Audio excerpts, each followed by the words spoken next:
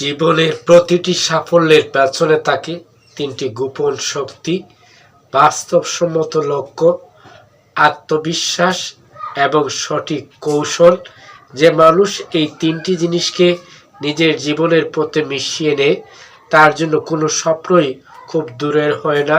আজকের আলোচনায় আমরা জানব কিভাবে এই তিনটি উপাদান একত্রে আমাদের জীবনকে সাফল্যের পথে এগিয়ে নেয়। রেহান মোটিভেশনে আরও একবার স্বাগত। শুরু থেকে শেষ পর্যন্ত সাথে থেকে শুনতে থাকুন, ভালো কিছু পেতে যাচ্ছেন। তাহলে শুনি। নাম্বার 1, বাস্তব লক্ষ্য। যেখানেই শুরু সেখানেই দিক নির্দেশনা।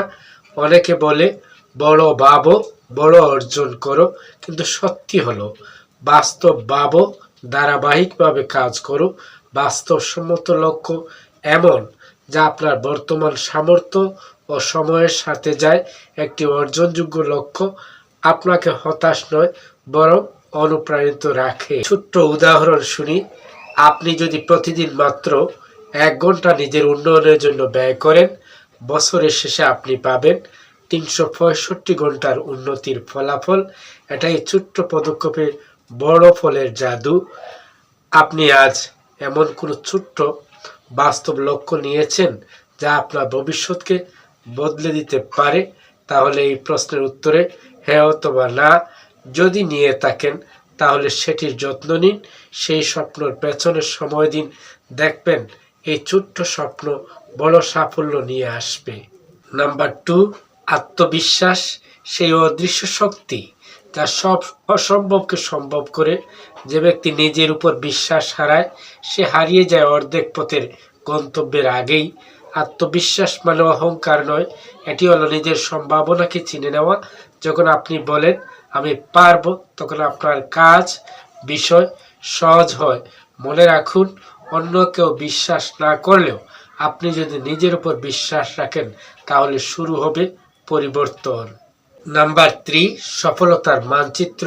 আত্মবিশ্বাস আপনাকে পথে রাখে, কিন্তু কৌশল আপনাকে সঠিক পথে পরিচালিত করে। যদি পরিকল্পনা না থাকে তবে শক্তি অপচয় হয়, আর যদি পরিকল্পনা থাকে তবে সেই শক্তি সাফল্যের রূপ নেয়। এবার শুনি সাফল্যের জন্য 3টি কার্যকর কৌশল। নাম্বার 1, সময় ব্যবস্থাপনা। দিনের প্রথম 2 ঘন্টা সবচেয়ে গুরুত্বপূর্ণ কাজের জন্য রাখুন। নাম্বার 2, ছোট্ট ধাপে বড় লক্ষ্য, বড় কাজকে ছোট্ট ভাগে ভাগ করুন। নাম্বার 3, অবিরাম শেখা। প্রতিদিন কিছু না কিছু নতুন শিখুন। বই পড়ুন, ভিডিও দেখুন বা অভিজ্ঞতা থেকে অনুশীলন করুন। বাস্তব লক্ষ্য, দৃঢ় আত্মবিশ্বাস আর বুদ্ধিদীপ্ত কৌশল সফলতার অনিবার্য সূত্র। এই ছিল ছোট্ট আলোচনা। শুরু থেকে শেষ পর্যন্ত মনোনিবেশ রেখে সুন্দরভাবে বিষয়টি অনুধাবন করলে উপকৃত হবেন। আবার দেখা হবে, কথা হবে নতুন কোনো বিষয়ে। সে পর্যন্ত ভালো থাকুন, চোখ রাখুন রেহান মোটিভেশনে।